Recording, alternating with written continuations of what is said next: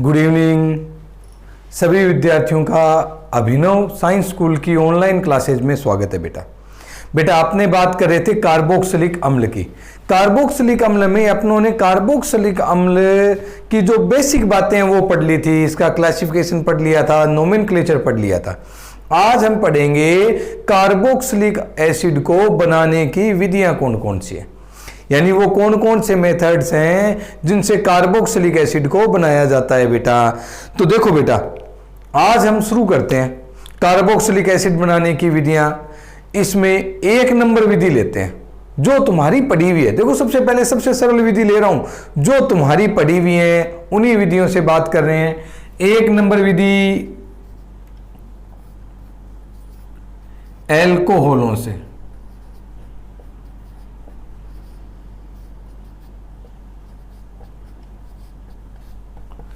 अब कोई कह दे सर याद ही नहीं आ रही, एल्कोहलों वाली हमने कहां पढ़ी थी भाई? एल्कोहलों से हमने कौन सी विधि पढ़ी थी सर? अभी याद दिलाता हूं बेटा, अपनों ने पढ़ी थी एल्डिहाइड और कीटोन बनाने की विधियां। क्या पढ़ी थी? एल्डिहाइड और कीटोन बनाने की विधियां याद करो। अपनों ने पढ़ी थी एल्डिहाइड और कीटोन। प्राथमिक एल्कोहल था, द्वितीयक एल्कोहल था, याद आ रहा है ना बेटा? अपनों ने पढ़ा था इनका ऑक्सीकरण, ठीक है, KMnO4, K2Cr2O7, नाइट्रिक एसिड, कोई सा भी। तुम्हें कहा था ये ऑक्सीकारक काम में ले सकते हो। एल्डिहाइड बनते हैं, अरे भाई अपने एल्डिहाइड कीटोन बनाने की विधियां पढ़ी थी ना अभी। अरे भाई जस्ट पहले वाला टॉपिक ही था बेटा एल्डिहाइड कीटोन, जिसमें तुमने पढ़ा था एल्कोहल से एल्डिहाइड बनते हैं ऑक्सीकरण से, द्वितीयक एल्कोहल से कीटोन बनते हैं।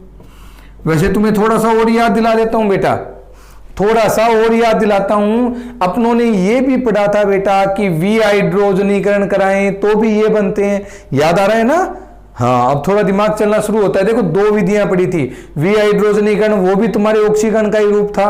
दूसरा हमने ऑक्सीकरण भी पढ़ा था KMnO4 या K2Cr2O7, ठीक है। ये भी कहा था अगर क्रिया एल्डिहाइड पर ही रोकनी होती है तो दुर्बल ऑक्सीकारक लेते हैं। कैसे लेते हैं? दुर्बल ऑक्सीकारक, PCC, याद आ रहे हैं ना सभी को?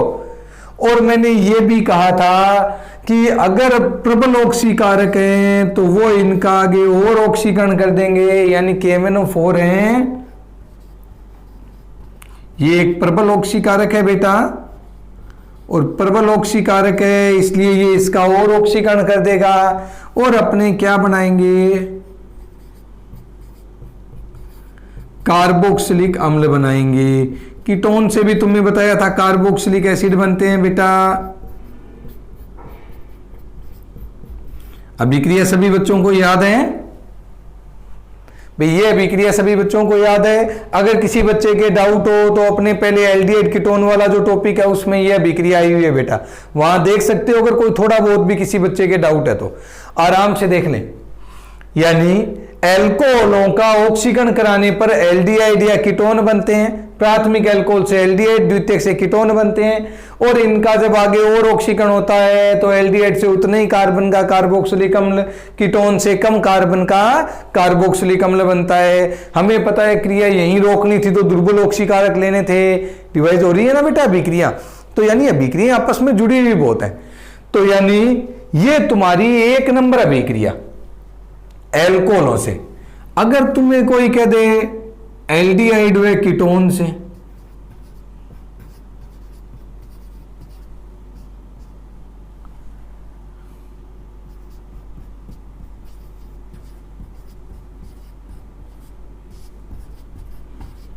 तो भी एक ही बात है बेटा, अभिक्रिया यही है। एल्डिहाइड कीटोन से यहां से बना दो सीधी, ठीक है। यानी एल्कोहल से अगर कोई हमसे पूछता है तब तो अभिक्रिया यहां से शुरू करनी है बेटा, पहले ये बनाओगे उसके बाद ऑक्सीकरण से यहां तक ले जाओगे। अगर कोई कह दे एल्डिहाइड या कीटोन से तो अभिक्रिया सीधी यहां से शुरू करनी है, ये पहला स्टेप नहीं लेना। समझ गए बेटा? यानी एक साथ तुम्हारे दो अभिक्रियाएं कंप्लीट होती है। कोई तुम्हें एल्कोहल से पूछे तो शुरू से बतानी है, एल्डिहाइड कीटोन से पूछे तो यहां से बतानी है। क्लियर है सभी के? भाषा सुने बेटा, नोट्स बनाने के लिए भाषा सुन ले, ठीक है, ज्यादा नहीं लिखना, सीधा लिखना इसमें। एल्कोहलों का ऑक्सीकरण पोटेशियम परमैंगनेट, पोटेशियम डाइक्रोमेट या नाइट्रिक अम्लों के द्वारा कराने पर पहले एल्डिहाइड या कीटोन बनते हैं और उनके ऑक्सीकरण से कार्बोक्सिलिक अम्ल बनते हैं। बस बेटा याद रख लोगे, दोबारा सुन लेना कि अपने एल्कोहलों का ऑक्सीकरण potassium permanganate, potassium dichromate, nitric अम्ल आदि की उपस्थिति में करवाने पर पहले तुम्हारे पास एल्डिहाइड या कीटोन बनते हैं और उनका ऑक्सीकरण होकर कार्बोक्सिलिक अम्ल बनते हैं। क्या बनते हैं? उनके ऑक्सीकरण से आगे कार्बोक्सिलिक अम्ल। क्लियर है बेटा सभी बच्चों की? तो ये तुम्हें इतना ध्यान रखना है बेटा, ये तुम्हारे कार्बोक्सिलिक अम्ल बनाने की पहली विधि कंप्लीट है। एक ही विधि में दो है, यानी कोई तुमसे अल्कोहल से पूछे तो भी यही है, एल्डिहाइड कीटोन से पूछे तो भी यही है बेटा। क्लियर है सभी के? एल्डिहाइड कीटोन के रासायनिक गुणों में भी ये बात आई थी, अरे अपने अपचयन ऑक्सीकरण पढ़े थे, ऑक्सीकरणों में ये रिएक्शन आई थी, याद आ रही है ना बेटा? तो किसी बच्चे को अगर कीटोन का ऑक्सीकरण नहीं आता है तो वो अपने पीछे वाले वीडियो देख सकता है बेटा। ओके बेटा, ये तुम्हारी पहली विधि कंप्लीट है, यानी पहली विधि कंप्लीट हो गई एल्कोहलों से या एल्डिहाइड या कीटोन से। बोलो याद रख लोगे सभी बच्चे? यानी जब इनका पोटेशियम परमैंगनेट, डाइक्रोमेट या नाइट्रिक अम्लों द्वारा ऑक्सीकरण करवाते हैं तो पहले तो एल्डिहाइड कीटोन बनते हैं, ठीक है, और फिर वो आगे ऑक्सीकृत होकर कार्बोक्सिलिक अम्ल बना देते हैं बेटा। क्लियर है सभी बच्चों के? हाँ भाई, ये तुम्हारे पहली विधि कंप्लीट है। अब हम बात करते हैं दूसरी विधि की। देखो दूसरी विधि भी बड़ी सरल है, ठीक है, दूसरी विधि भी बड़ी सरल है। मैं हेडिंग डाल रहा हूं, देखो एक मिनट, बाकी बच्चे हेडिंग डालने 111 111 ट्राइक्लोरो एल्केन से।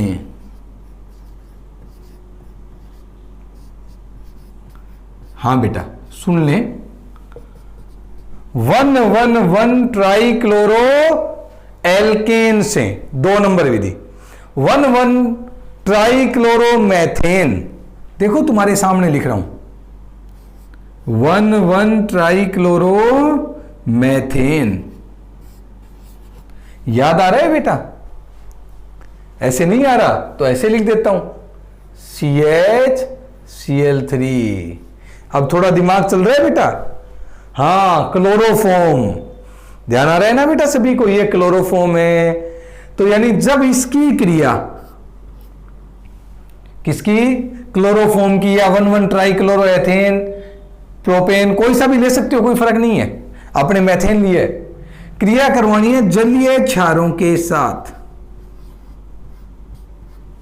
किसके साथ करवानी है बेटा? जलीय क्षारों के साथ।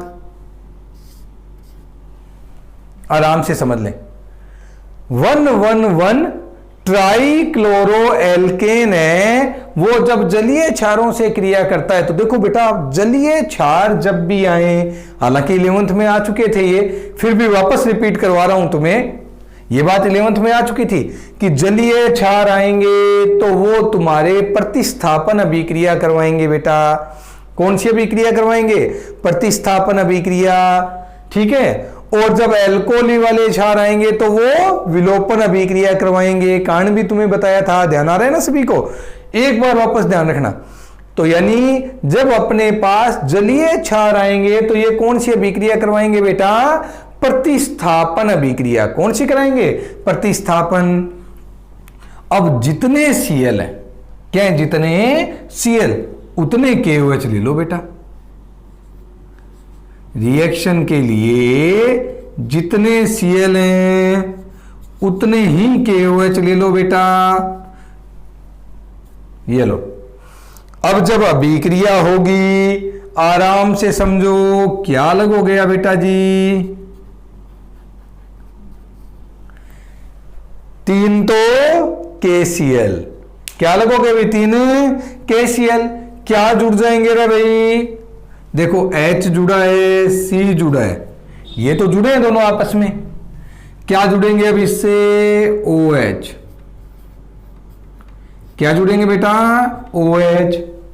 आराम से देख लें सारे कि जब ट्राइक्लोरोएल्केन की क्रिया जलीय क्षारों के साथ करवाते हैं तो यहां से बेटा 3 KCl अलग हो गए। 3 अणु क्यों लिए? क्योंकि Cl कितने थे? 3 थे, इसीलिए 3 लिए हैं बेटा। जब अभिक्रिया होती है, क्या होता है? जब अभिक्रिया होती है तो सबसे पहले ये तीनों KCl अलग हो जाएंगे। जब ये KCl अलग हो गए तो क्या जुड़ जाएंगे बेटा? OH। ये देखो तीनों OH जुड़े हैं। अब हमें एक बात ये अच्छे से याद है कि एक कार्बन से अगर 2 OH जुड़े होते हैं, क्या जुड़े होते हैं? एक कार्बन से 2 OH जुड़े होते हैं तो वो कभी भी स्थायी नहीं होता। आराम से समझना बेटा, एक कार्बन से अगर 2 OH जुड़े होते हैं तो वह कभी भी स्थायी नहीं होता। मैंने तुम्हें बताया भी था स्थायी क्यों नहीं होता, क्योंकि वहां से H2O अलग हो जाता है। क्या अलग हो जाता है? H2O। अब यहां तो एक कार्बन से कितने OH जुड़े हैं बेटा? आराम से देखना, एक कार्बन से अगर तुम देखोगे तो तुम्हें अच्छे से दिखाई देगा यहां 3 OH जुड़े हैं। कितने OH जुड़े हैं बेटा? 3। और 3 OH जुड़े हैं, इसका मतलब ये तो स्थायी नहीं है। स्थायी नहीं है तो क्या आ जाएगा तुरंत यहां से? आराम से देखना बेटा, ये H2O अलग, ये देख लो आराम से, ये H2O अलग, H2O अलग है, यानी ये देखो सिग्मा 1 और 1 2 टूट रहे हैं तो क्या बनेगा? एक है पाई। 2 सिग्मा टूट रहे हैं, ये वाला और ये वाला, तभी तो H2O अलग हुआ है। तुरंत एक पाई देखो, पाई बॉन्ड की फॉर्मेशन, C, ये O जुड़ा है ना, डबल बॉन्ड आ जाएगा और OH। ये कार्बोक्सिलिक अम्ल बनाने का एक विधि है। बताओ कोई कठिन है क्या? 1,1,1 ट्राइक्लोरोएल्केन, इसमें सबसे सरल एग्जांपल लिया है मैंने क्लोरोफॉर्म का। किसका लिया बेटा? क्लोरोफॉर्म का। कि क्लोरोफॉर्म की क्रिया जब अपने जलीय क्षारों से करवाते हैं तो जैसे ही क्रिया होगी ये 3 OH जुड़ जाएंगे। OH एक कार्बन से 3 जुड़े इसलिए वो स्थायी नहीं होते। H2O को अलग कर देंगे और क्या बना देंगे? कार्बोक्सिलिक अम्ल। याद रख लोगे बेटा?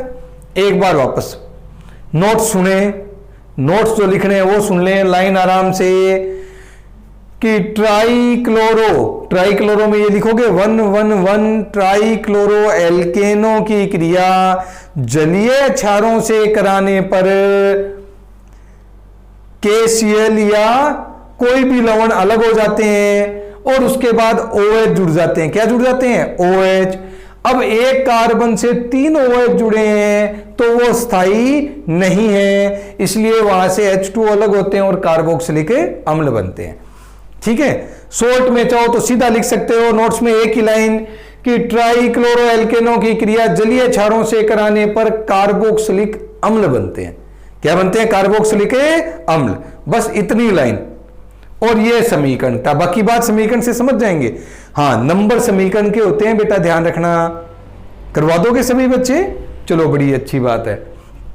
अब सुने अगली अभिक्रिया, 3 नंबर अभिक्रिया।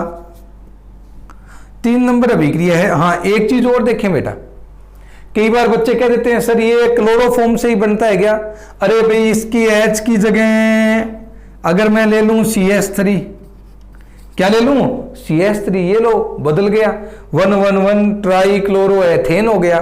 तो यहां भी H की जगह CH3, H की जगह CH3, ये लो। दूसरे कार्बोक्सिलिक अम्ल भी बनते हैं बेटा। ठीक है बेटा, क्लियर है सभी बच्चों की ये बात? अगली अभिक्रिया देखो, अगली अभिक्रिया है तुम्हारे एस्टर से।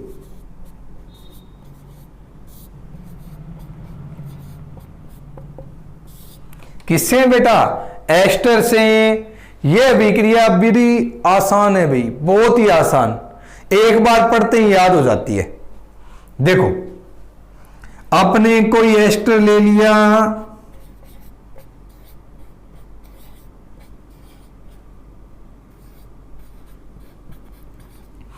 एस्टर का करवाना है जल अपघटन, चाहे अम्लीय माध्यम में कराओ चाहे क्षारीय में, दोनों में हो जाता है बेटा, ध्यान रखना। एस्टरों का जल अपघटन अम्लीय और क्षारीय दोनों माध्यमों में होता है। हालांकि अम्लीय माध्यम में तो सीधा जल अपघटन होता है, क्षारीय में पहले लवण बनेंगे और फिर जल अपघटन होता है, स्टेप थोड़ा बढ़ जाता है। ठीक है, ध्यान रखना, और कोई फर्क नहीं पड़ता। अरे भाई अगर क्षार लिया Na तो पहले Na जुड़ेगा, लवण बनाएगा, फिर जल अपघटन होता है। बाकी अम्लीय और क्षारीय दोनों माध्यमों में जल अपघटन होता है, ये याद रखना है। क्लियर है बेटा? तो यानी एस्टरों का जल अपघटन अम्लीय और क्षारीय दोनों माध्यमों में हो जाता है। ये एकदम इजी है, मैं वही लिख रहा हूं तुम्हारे।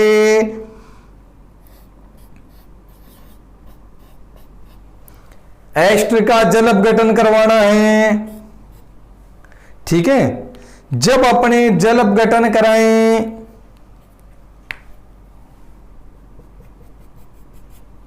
दिखाई दे रहा है क्या रे? अरे भाई सभी बच्चों को दिखाई दे रहा है क्या? जल अपघटन करवाया, करवाते ही क्या बन गया? CH3COOH। दोबारा देखना, CH3COOH।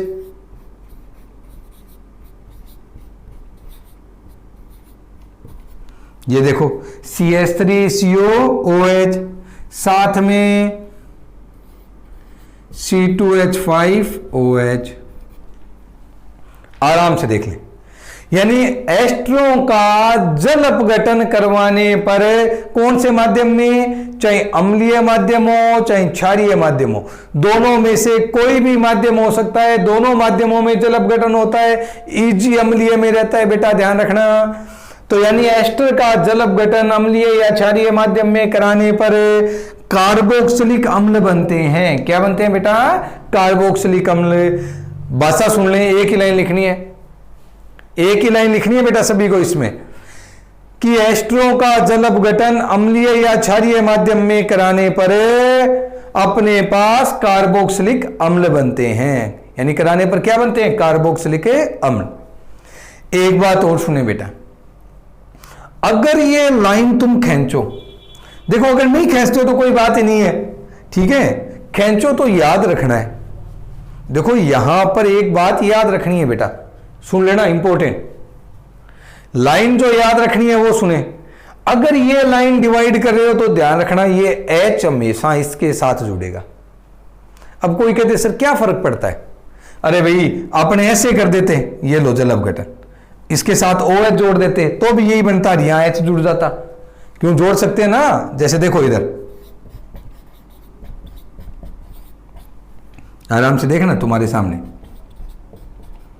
यानी तुम कह दो कि सर अपने ऐसे लिख देते, क्या फर्क है? ये लो, बनने तो यही है, बनने ना, परंतु ये गलत है, ठीक है, ये गलत है। अब कोई कहते सर क्या पता लगे गलत है? देखो अगर श्योर हो तब तो लाइन खींचना, पता क्या लगे इसके लिए अपने अल्कोहल वाला टॉपिक पढ़ेंगे, वहां एक अभिक्रिया आएगी एस्टरीकरण। कौन सी अभिक्रिया? एस्टरीकरण। उसमें यह बात विस्तार से आएगी। यह क्रियाविधि से देखा गया है। किससे देखा गया बेटा? क्रियाविधि से, ठीक है। तो वहां ध्यान रखना, वहां से हमें पता लगता है कि यह H हमेशा इसके साथ जाता है। आई बात समझ में बेटा?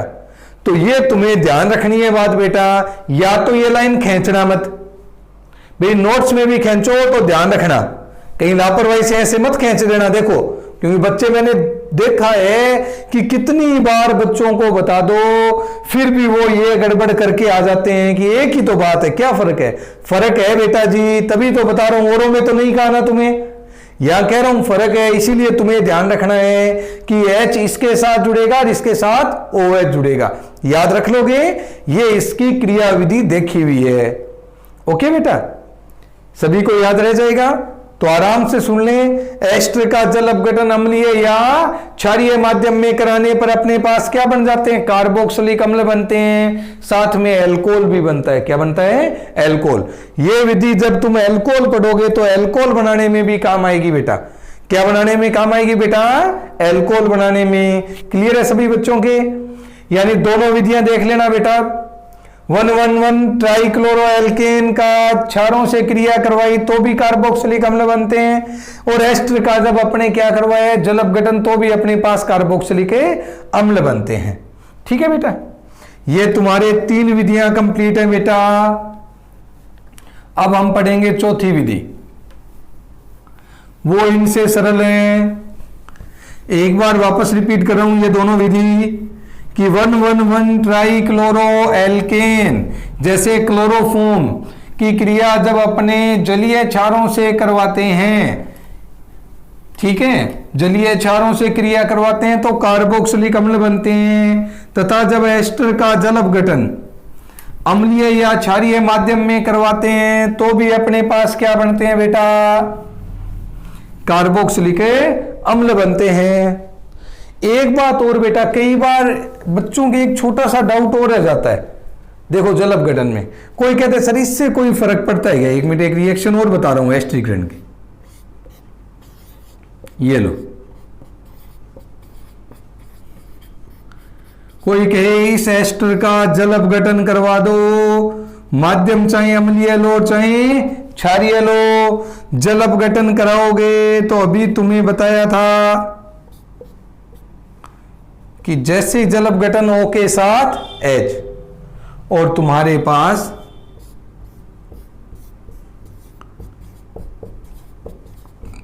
कार्बोक्सिलिक अम्ल बनते हैं।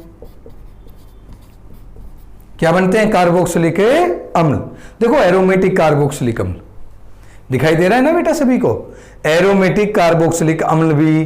तो यानी ये कोई डाउट नहीं होना चाहिए। ठीक है, जैसे अगर अपने एथिल बेंजोएट लेते हैं, क्या नाम है इसका, एथिल बेंजोएट, उसका भी जब अपने जल अपघटन कराते हैं तो अपने पास कार्बोक्सिलिक अम्ल और एल्कोहल बनते हैं। तो इसमें वलय से कोई फर्क नहीं है बेटा। ठीक है, तो कहीं डाउट करने की जरूरत नहीं है बेटा। क्लियर है सभी बच्चों के? ओके बेटा, अगली अभिक्रिया ग्रिग्नार्ड अभिकर्मक से बेटा बहुत ही महत्वपूर्ण है। देखो 4 नंबर विधि,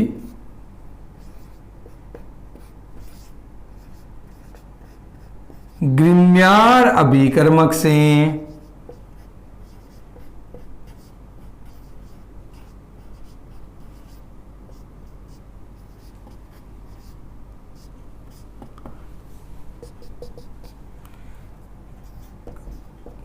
वेरी वेरी मोस्ट इंपॉर्टेंट, सुन ले भाई, वेरी वेरी मोस्ट इंपॉर्टेंट है, ध्यान रखना। इस अभिक्रिया को कई ये भी कहते हैं शुष्क बर्फ से।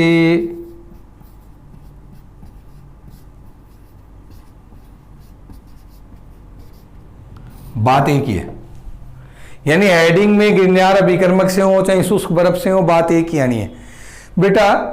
ग्रिग्नार्ड अभिकर्मक से, भाई नाम अभिकर्मक का तुम सबको पता है, बड़ा फेमस है। ग्रिग्नार्ड अभिकर्मक बड़ा फेमस है। देखो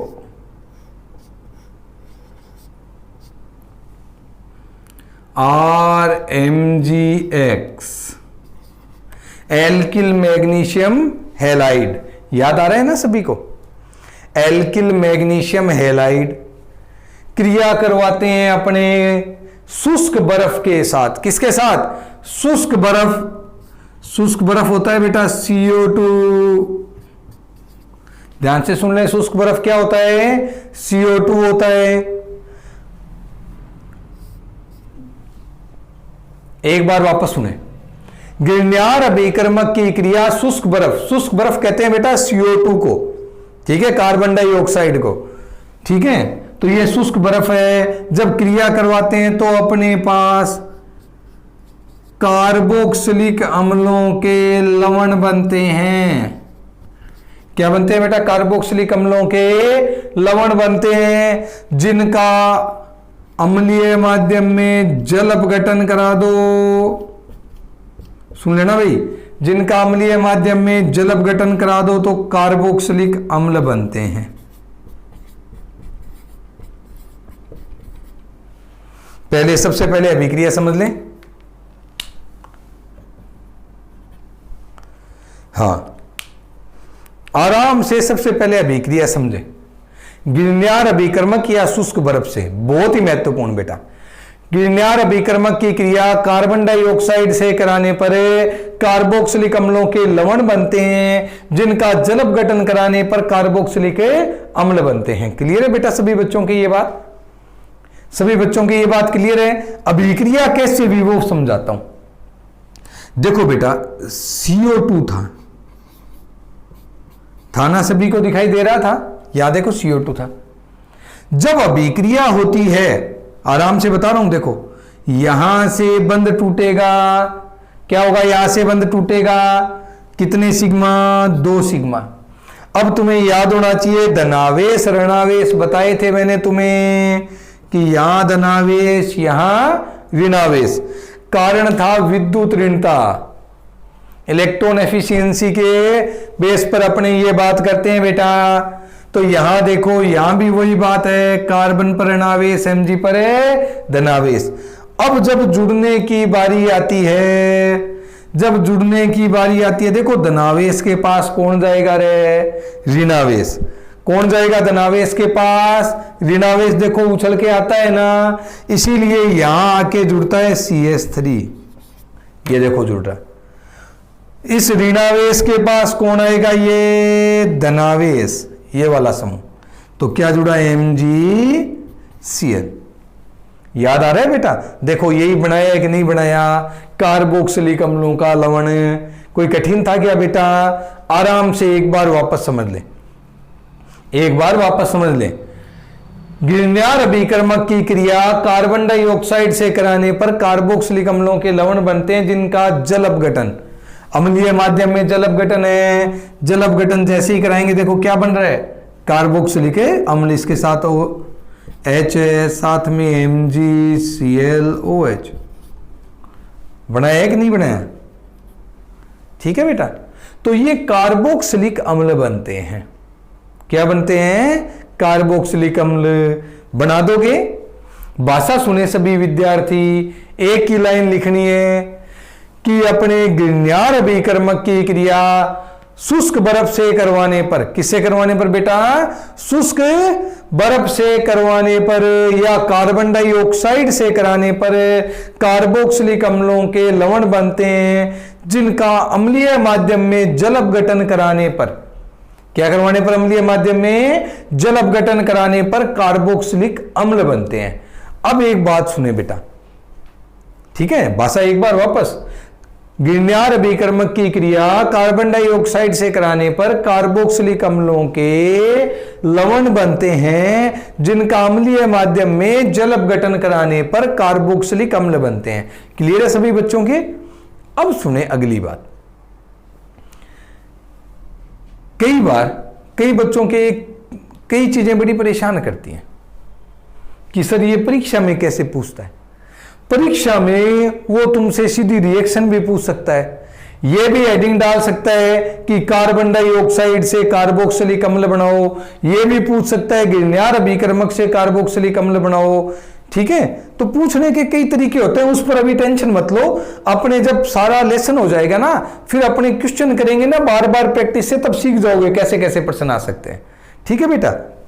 हाँ, एक चीज और, एक अपने अंतः परिवर्तन होते हैं, कन्वर्जन आने होते हैं कि जिसमें कम कार्बन से ज्यादा कार्बन बनाने होते हैं, ज्यादा कार्बन से कम कार्बन, जैसे फार्मेल्डिहाइड से एसिटाल्डिहाइड, एसिटाल्डिहाइड से फार्मेल्डिहाइड। ठीक है, अभी तुम्हें बनवाए नहीं है, इसीलिए नहीं बनाए क्योंकि तुम्हें कम से कम 2-3 लेसन की अभिक्रिया आनी चाहिए, तभी वो काम आते हैं। तो ये अभिक्रिया भी तुम्हारे कार्बन बढ़ाने में काम आती है। किसमें काम आती है बेटा? कार्बन बढ़ाने में। हालांकि अपने ज्यादातर एल्किल हैलाइड की क्रिया KCN से कराते हैं, वो रिएक्शन काम में लेते हैं कार्बन बढ़ाने में, लेकिन ये रिएक्शन भी तुम्हें श्रृंखला में कार्बन बढ़ाने में काम में ले सकते हो। किसमें ले सकते हो बेटा? श्रृंखला में कार्बन बढ़ाने में। ओके बेटा, क्लियर है सभी बच्चों की ये बात? तो यानी श्रृंखला में कार्बन जब बढ़ाने हो तो इस रिएक्शन को काम में लिया जाता है। ठीक है बेटा, क्लियर है सभी के? तो ये है तुम्हारे गिरण्यार अभिकर्मक से। ओके बेटा, अब अगली अभिक्रिया की बात करते हैं। एक बार वापस सुने, गिरण्यार अभिकर्मक या शुष्क बर्फ की क्रिया, गिरनार अभिकर्मक या शुष्क बर्फ की क्रिया। तो इसमें क्या होता है, गिरनार अभिकर्मक शुष्क बर्फ होती है कार्बन डाइऑक्साइड, उससे क्रिया करते हैं बेटा तो कार्बोक्सिलिक अम्लों के लवण बनते हैं, जिनका अम्लीय माध्यम में जल अपघटन कराने पर तुम्हारे पास कार्बोक्सिलिक अम्ल बनते हैं। बना दोगे बेटा? ठीक है, बड़ी इजी चल रही है। चलो एक और बताता हूं। तो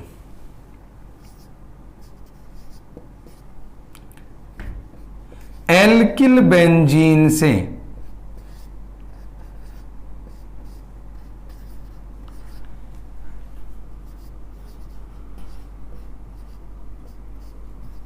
सुन ले भाई, एल्किल बेंजीन से, एल्किल बेंजीन से अभिक्रिया थोड़ी सी औरों से अलग है। अभी तक तुमने बहुत छोटी छोटी इजी पढ़ी है बेटा, ये थोड़ी औरों से अलग आ रही है, आराम से सुनोगे।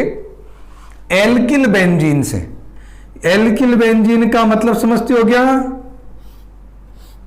बेंजीन है ही एल्किल समूह। अरे टालुइन याद आ गया आप तो? ठीक है, एल्किल बेंजीन की क्रिया जब अपने पोटेशियम परमैंगनेट और KOH द्वारा ऑक्सीकरण कराते हैं। सुन लेना भाई, एल्किल बेंजीन का ऑक्सीकरण पोटेशियम परमैंगनेट और KOH के द्वारा करवाते हैं तो अपने पास कार्बोक्सिलिक अम्लों के पोटेशियम लवण बनते हैं। क्या बनते हैं? कार्बोक्सिलिक अम्लों के पोटेशियम लवण, जिनका जब जल अपघटन कराया जाता है माध्यम अम्लीय रहता है तो अपने पास कार्बोक्सिलिक अम्ल बनते हैं। पहले तो अभिक्रिया सुने, ठीक है? सबसे पहला काम तो अभिक्रिया सुनना। यानी एल्किल बेंजीन है, उसका ऑक्सीकरण पोटेशियम परमैंगनेट और KOH के द्वारा करवाते हैं तो अपने पास कार्बोक्सिलिक अम्लों के पोटेशियम लवण बनते हैं। पोटेशियम लवण तो इसलिए कहते हैं क्योंकि KOH है, तो अगर कहीं अम्ल बनेगा तो पहले KOH क्रिया कर लेगा तो पोटेशियम लवण बना देगा, पोटेशियम लवण बनाएगा और फिर जल अपघटन से क्या बनते हैं? कार्बोक्सिलिक अम्ल बनते हैं। ये रिएक्शन है। भाषा सुन लें, एल्किल बेंजीनों का ऑक्सीकरण पोटेशियम परमैंगनेट और KOH के द्वारा करवाने पर कार्बोक्सिलिक अम्लों के पोटेशियम लवण बनते हैं, जिनका अम्लीय माध्यम में जल अपघटन कराने पर कार्बोक्सिलिक अम्ल बनते हैं। क्या बनते हैं? कार्बोक्सिलिक अम्ल। अब बच्चों के ये बड़ा डाउट होता है, सर ये यहां से बन कैसे गया? ठीक है सर, ये कैसे बदल गए? कई बार दिमाग चलता है भाई, क्यों चलता है कि नहीं चलता? अब जैसे कई तो मेरी तरह कम दिमाग चलाते हैं, वो सोचते हैं सर कोई बात नहीं है, अपने ठीक है कि बन गया अपने ध्यान रख लेंगे। लेकिन कई, मुझे पता है हमारे एक बढ़िया विद्यार्थी भी हैं, वो कहते हैं नहीं सर ये बनता कैसे, थोड़ा वो बताएं। आराम से समझे बेटा, यहां बता रहा हूं।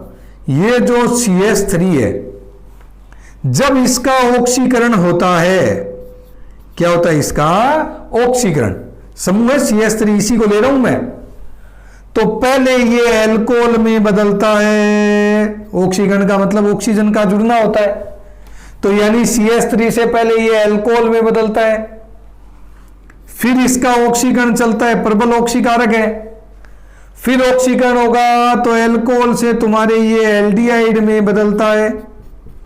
किसमें बदलता है बेटा? ये एल्डिहाइड में, याद है ना, V हाइड्रोजनीकरण। और एल्डिहाइड का फिर ऑक्सीकरण होता है और ये कार्बोक्सिलिक अम्ल में बदलता है। KOH साथ है इसलिए पहले पोटेशियम लवण बन जाते हैं। क्यों साथ है? KOH साथ है तो H2 अलग करके पहले क्या बनाता है? पोटेशियम लवण। ऑक्सीकरण का तरीका ये रहता है बेटा, आराम से समझ लें, ठीक है? गड़बड़ नहीं करनी है किसी बच्चे को। अपने एल्किल समूह है, उसका ऑक्सीकरण होगा तो पहले एल्कोहल बनेगा, एल्कोहल का ऑक्सीकरण होगा तो एल्डिहाइड बनेगा, एल्डिहाइड का ऑक्सीकरण होगा तो कार्बोक्सिलिक अम्ल। अब बात दिमाग में आ रही है बेटा सभी को कि CH3 से COH कैसे बना? अरे CH3 से COH कैसे बना, दिमाग में आ रहा है ना सभी को, ध्यान में रख लोगे। तो पहले तो भाषा सुने, एक लाइन लिखिए भाषा में, एल्किल बेंजीन का ऑक्सीकरण पोटेशियम परमैंगनेट और KOH के द्वारा करवाने पर कार्बोक्सिलिक अम्लों के पोटेशियम लवण बनते हैं, जिनका अम्लीय माध्यम में जल अपघटन कराने पर कार्बोक्सिलिक अम्ल बनते हैं। बना दोगे बेटा। फिर नीचे नोट डालकर, क्या लिखोगे नीचे, नोट डालकर ये बना लेना बेटा, ताकि तुम्हारे दिमाग में हमेशा ये बात रह जाए, कभी भूलोगे ही नहीं। नोट डालकर नीचे लिख लो, चाहे तुम्हें मेरा सिखाया हुआ है ऊपर हाशिए पर भी बना सकते हो, ताकि हमेशा याद रहे कि ये ऑक्सीकरण ऐसे हुआ कि पहले सीधा एल्कोहल, एल्कोहल से एल्डिहाइड, एल्डिहाइड से कार्बोक्सिलिक अम्ल, ताकि ये तुम्हें बार बार चीज परेशान नहीं करे कि बन कैसे गया। ओके बेटा। अब इस रिएक्शन में एक बात और ध्यान रखनी है बेटा, जो तुम्हें और विशेष है। देखो, इस रिएक्शन में कोई तुम्हें कह दे ये लो कि ऑक्सीकरण कराओ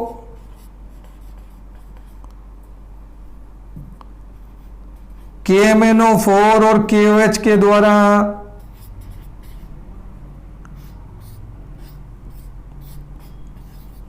हाँ भाई, अब की बार क्या बनेगा भाई, अरे भाई अणु बदल दिया, अब की बार क्या बनेगा बेटा।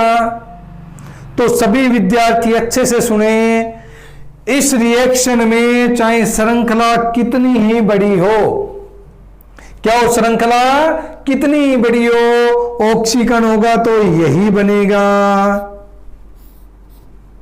ठीक है, ऑक्सीकरण होगा तो यही बनेगा और इससे कार्बोक्सिलिक अम्ल बनते हैं। आराम से समझ लेना भाई, यानी यहां एल्किल समूह कितना ही बड़ा हो, यह बात तुम अच्छे से ध्यान रखोगे, ऑक्सीकरण होगा तो तुम्हारे पास यही बनेगा, यानी बॉन्ड बीच में से टूट जाते हैं। समझ गए बेटा। यानी पहले ये बंद समूह है, ये वियोजित होगा, वही तुम्हारे एल्कोहल, फिर एल्डिहाइड और एल्डिहाइड से कार्बोक्सिलिक अम्ल। ठीक है, क्लियर है ये बात, आराम से समझना बेटा। यानी श्रृंखला कितनी ही बड़ी हो कोई फर्क नहीं पड़ता। एक बात और सुन ले, एक कोई कहते सर ये समूह हो, बेटा जो बच्चे कंपटीशन एग्जाम देंगे वो समझ लेना इस बात को, यानी यही उत्प्रेरक है, अरे भाई यही उत्प्रेरक है, तो ध्यान रखोगे यही बनेगा। यानी चाहे श्रृंखला ये हो और बड़ी हो, 4-5 कार्बन होगी, तुम्हारे कोई फर्क नहीं पड़ेगा बेटा। यानी श्रृंखला में अगर एक कार्बन है तो भी यही बात है, लंबी श्रृंखला है तो भी यही है, द्वितीयक है तो भी यही है। बोलो सभी बच्चों को ये बात याद रह जाएगी क्या, भूल तो नहीं जाओगे पक्का। अब वो सभी विद्यार्थी जिनकी आगे कंपटीशन एग्जाम देने की इच्छा है, अब अगली बात इस अभिक्रिया में उनके लिए, ठीक है, अगली बात सिर्फ उन बच्चों के लिए है जो कंपटीशन एग्जाम देंगे। आराम से समझे बेटा। अब उनसे कोई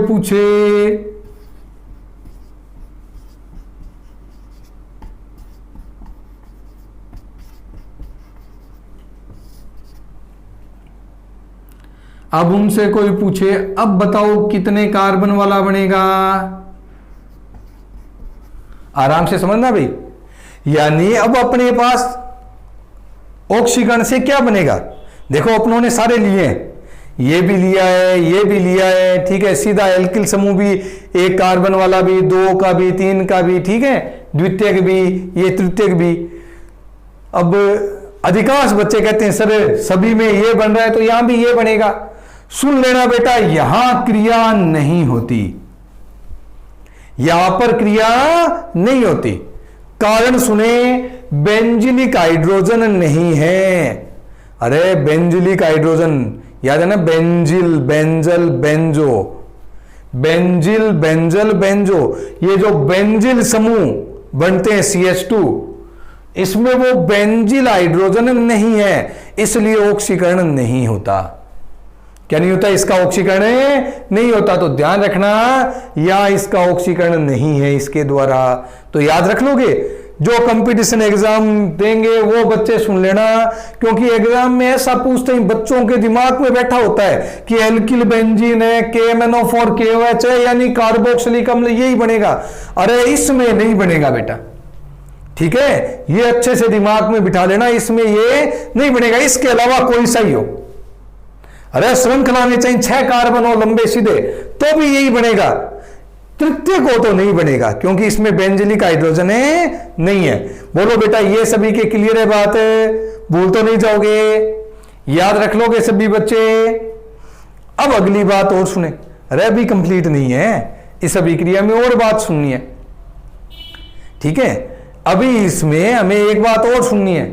अगर कोई तुम्हें कह दे, यहां बना रहा हूं बेटा, चलो यहां बना देता हूं, कोई कह दे कि ये अणु है तुम्हारी फेवरेट जाइलिन है, क्या बेटा, जाइलिन, ऑर्थो जाइलिन हो, मेटा हो, पेरा हो, इसका ऑक्सीकरण कराएं। अब बताओ सर क्या बनेगा, यही KMnO4 और KOH आ जाए, ऑक्सीकरण कराएं KMnO4 और KOH के द्वारा, तो क्या बनेगा समझना बेटा। इसका जब ऑक्सीकरण होता है, 2 एल्किल समूह है तो 2 COH बनेंगे। कितने COH बनेंगे, 2 COH बनेंगे। इस बात को देख लें सभी विद्यार्थी यहां पर,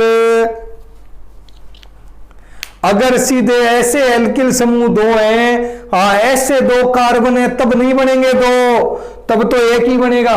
हाँ अगर अपने बेंजीन रिंग पर अलग अलग जुड़े, जैसे ऑर्थोजाइलिन है, उस वक्त तुम्हें ध्यान रखना है कि तुम्हारे पास ऑक्सीकरण से 2 कार्बोक्सिलिक अम्ल वाले समूह बनने हैं। बोलो बेटा, याद रख लोगे क्या, ये तुम्हारे एल्किल बेंजीन का ऑक्सीकरण है। किसका है बेटा, एल्किल बेंजीन का। थोड़ा बड़ा है क्या, हाँ चलो मुझे पता है, आराम से देखें एक बार।